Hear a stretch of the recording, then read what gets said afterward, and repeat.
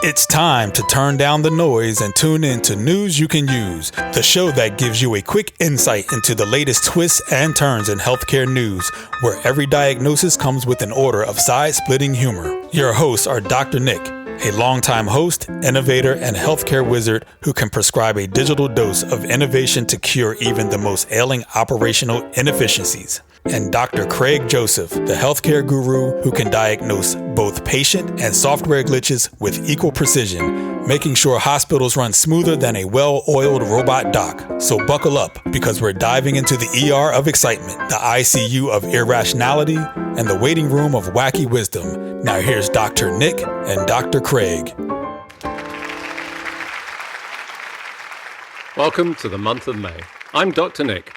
And I'm Dr. Craig. This week, we'll be dissecting the latest healthcare news, unraveling twists and turns, and making sense of all of the debacles. Just remember, life's a lot like a breaking news story. Unpredictable, often absurd, and occasionally leaving you wondering if it's all just a cosmic prank. Maybe it is. This week, we take a look at aspirational ways to fix the U.S. healthcare system, insurance accountability, and The Sopranos' latest appearance in the news. We also dive into AI-induced never-skilling and LinkedIn recruitment scams. But first off this week, we're going to talk about Congressman Murphy and what he thinks about the medical student recruitment system. So, had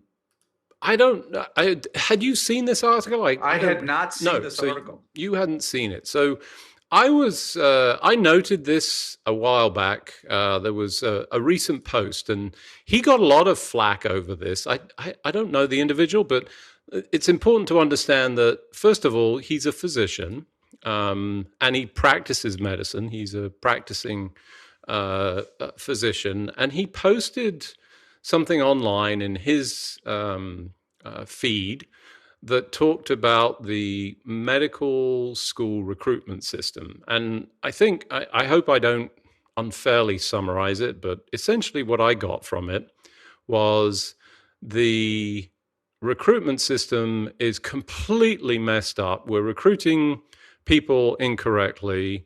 And the evidence of that is that physicians are getting into medicine and then quitting.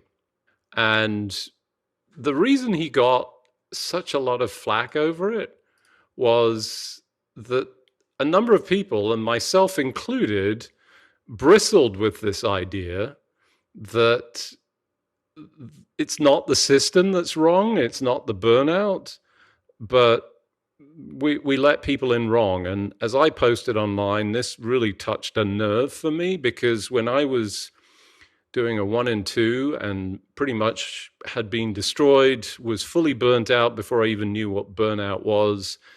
I have so many stories. I'm still triggered by it to this day. I remember telling one of my very special mentors that I looked up to. He was a real upstanding attending in our training hospital. And I was telling him, I've got to quit. I can't take this anymore. I'm going to try and find a job outside and whatever. And he responded and he said, "That's terrible. That is just awful." And I was, wow, this is really cool. And then he proceeded to tell me that he thought that the system was wrong and I never should have been let into the medical school in the first place. And I was using up inappropriate use of oxygen, I think, was how I perceived it. Breathe less. Yes. And to this day, I can picture it. You know how certain things stand out in your mind. I can still remember where I was, him, the whole thing. He's dead now. But you had nothing, just for the you had nothing to do with that. For the record. Oh, no, absolutely not. Okay. I was out of the country, to be clear. Okay. I can prove it. You have an alibi. I do, yes. But there was a lot of flack over it. And I think the sad thing is, based on that, and I don't know Congressman Murphy, but what I read, and, I posted something, and there was a lot of interaction on the post that I had on LinkedIn. And what was sad to me was the fact that so many folks had were quite vitriolic and negative. But by all accounts, Congressman Murphy has been one of the upstanding members of folks who's really trying to resolve some of this, as opposed to many of the folks who are just, well, this is, and do nothing. And I think that's the really sad aspect to this, is that he's receiving all of this vitriol. So there were a number of folks who sort of weighed in and said, hey, you should engage. And I went to his LinkedIn profile, posted on his, or I linked to him so that he would see it. I doubt he'll see it, because folks were recommending that he needs to hear from people, because, that perspective is, somewhat limited. Yeah, here's my response, and you can quote me if you want. I don't know, man. That's my response. I think that I always like to compare and contrast medical school and law school, right? So many people I shouldn't say so many. I think a small percent, but still significant percent of people who go to law school never intend to practice law. Oh, really? Yeah. You see that? So that's surprising to me, because that's not the case. I can't imagine anybody in the United Kingdom. Well, I can. Well, not practicing law, you mean? No, I'm referring this to medicine, because you're saying these two are the same, right? I don't know about law, but that makes sense. A lot of people, I could go on a side story about how I once almost lost a job, I think, that I was interviewing for, because I said, when asked what would I do if I won the lottery and didn't need to work, and I said I'd go to law school, which still remains true. And the person who you mean your humor didn't hit the mark? It wasn't humor. Oh, okay. No. Oh, no. That's true. That's true. And the person who I was interviewing with did not take kindly to what I said. How could you want to go to law? How could you want to be a lawyer? This person said. Lawyers, all they do is, stop forward progress. I see. Okay. What do you do with or what do you call 100 lawyers at the bottom of the ocean? One of those. Good start. Yes. Good. Highly negative, and this person was just not having a good day with respect to lawyers, clearly, and could not believe that I wanted to practice law. And I said, "Oh, I'm sorry. Let me I don't think you heard exactly what I said. Let me repeat exactly what I said. I would go to law school, right? I would go to law school. It doesn't mean that I would want to be a lawyer. It means that I would like to learn the skills that lawyers have, so that I could then do things that, and read the equivalent of the medical literature, read a law and understand what it means, and how this word shall is different than that other word, and those kinds of things. I'm very interested in that. Anyway, I think a not small percentage of people that go to law school are like, well, I want to go on Wall Street, or I want to go work in politics or the government, and needing to understand, how laws work and how the legal system works is there. Now, don't ask me to quote you a number, because I don't know. But see, I'm not aware of people in medicine that do that, but maybe you are. The only time I've heard, and this is to what the representative was talking about, I think, the only people that I've ever heard of who go to medical school not planning on practicing for 30 years. I've heard of a few who are like, well, I'm into tech and I'm going to do a startup. Yeah. And I think I need to go to medical school. I've heard 2 or 3 people say that to me, and I've told them that's the worst idea I've ever heard of. Yeah. That it won't, like, this is not going to help you. If you want to do a tech startup, that's fine. Go to medical school, do a residency, practice for 10 years, and then do your startup, because then you'll be. Then you really do understand. Yeah. Then you'll have the requisite understanding. But if you don't do those things, then it doesn't just matter anyway. So I think that this is, I don't understand most people, and obviously we're 100% of us are not practicing medicine right now. That's you and me, right? That's not to say that. Well, thanks for that call out. Yeah. Well, Whoa. Beat back the truck up. As I say when people ask me if I'm still practicing, yes, or actually no, except on family and on planes, which is still true. That's accurate. So I still practice medicine. I don't currently and on friends see occasionally. patients. This is what I tell people. I don't currently see patients. Yes. Right? But I have my license and I am board certified. I've retained all my certifications. I can go back and see patients, but I'm not doing it now. But so we should acknowledge that. However, I don't think either of us would have, if you would have tested us and put us through whatever kind of questioning system you wanted to, we would be like, yeah, we're going to be practicing for. Right, absolutely. I wanted to. That's what I said. I mean, that was my intention. I'm still disappointed in it. I'm still disappointed that I don't. It's a miss for me, and it was especially true during the COVID pandemic when I was relegated to traffic control at the hospital and the testing stations because I was not qualified to even set foot in the hospital or do anything or test people. So it hit a nerve. So if Congressman is listening to this, podcast, he says, hopefully, we have a lot of congressmen. We would love.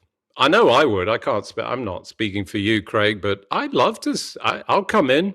I live just outside DC. I will come into your office and share some of the thoughts and insights if you're interested in hearing from somebody that actually, has been through all of this and has stepped out. But anyway, moving on.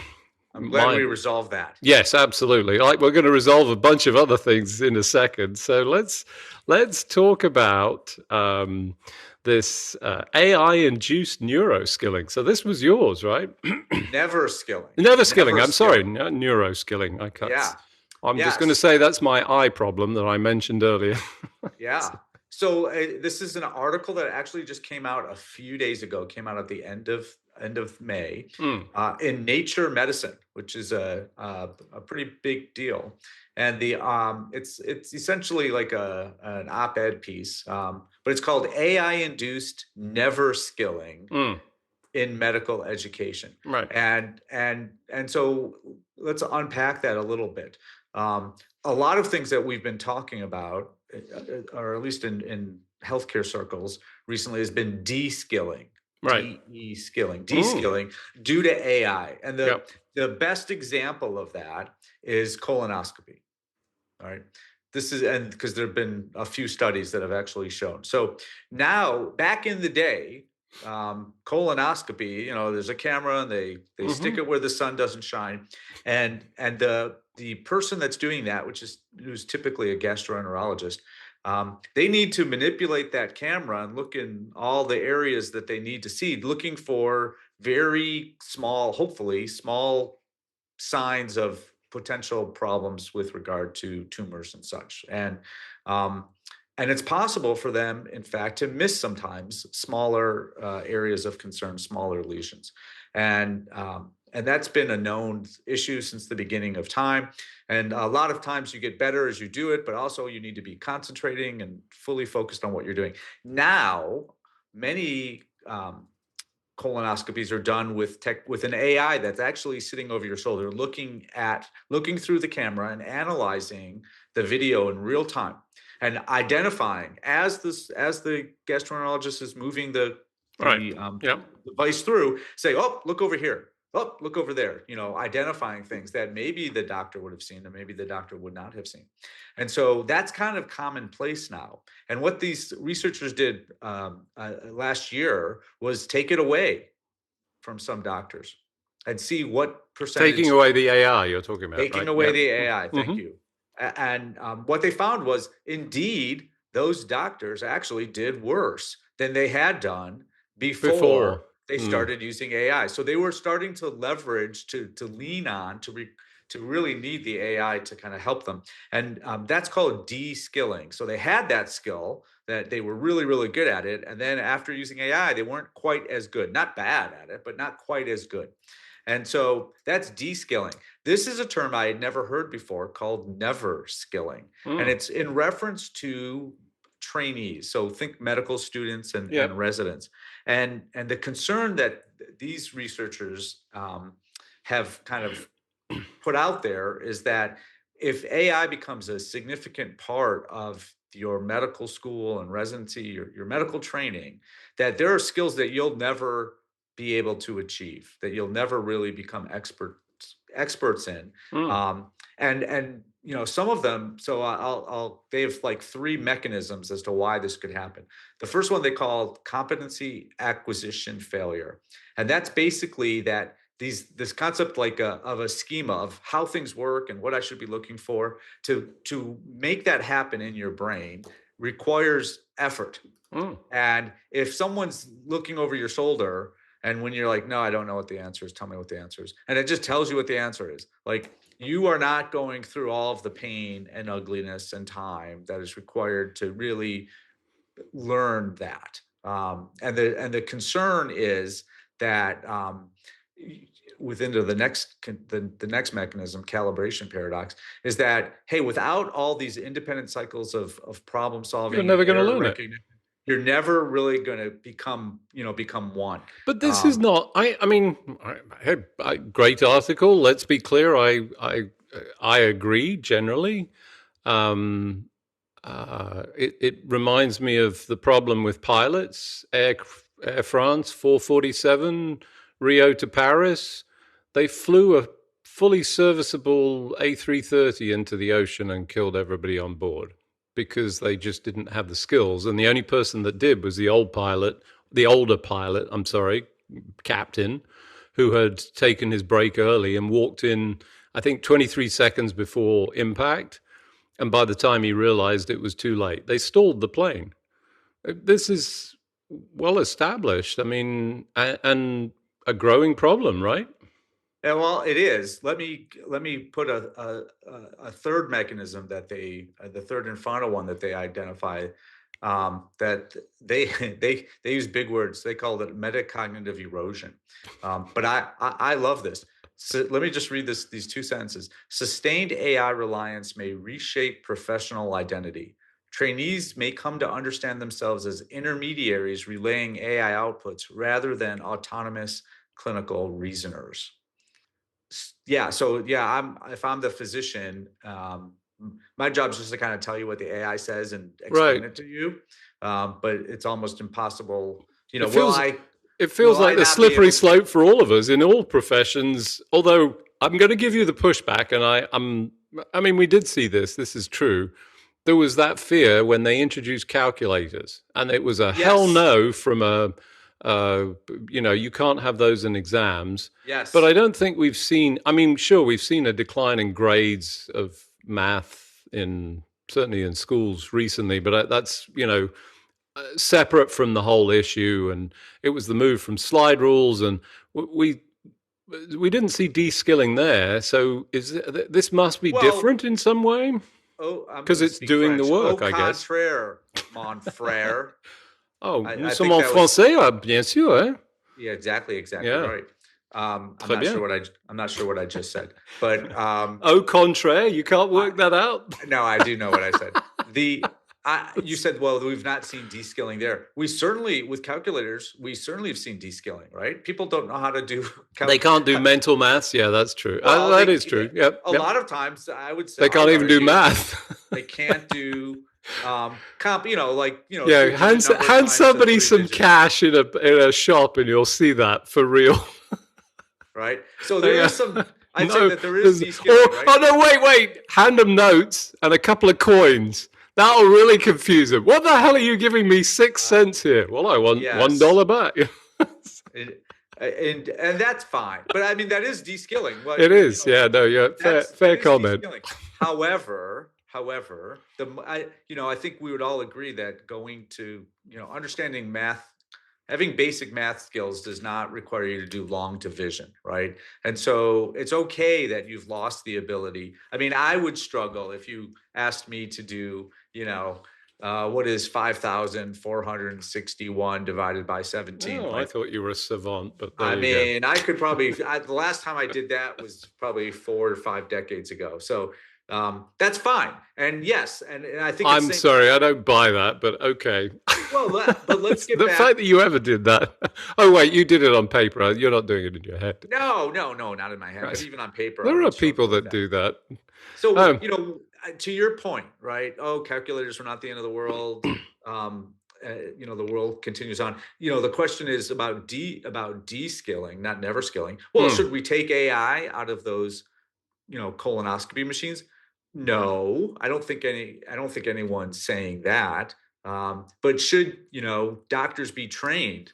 Part of their training involve not having the AI there. I think that's an interesting conversation. And should medical students and residents who are going through the training initially be forced to deal without a lot of the tools that we love to talk about? That's a good question too. Agreed. I mean, it's concerning on multiple levels and in multiple industries, to be clear. But unfortunately, we're going to run out of time. We won't get to all our topics if we don't skate through some of these. So let's try and. I want to highlight the post by Ron Howringen. I hope I got that name right. It's an unusual spelling, at least. 5 ways for the to improve or fix the U.S. healthcare system. And what struck me about this was, instead of the usual missive about, oh, this is broken, there were some real suggestions in here.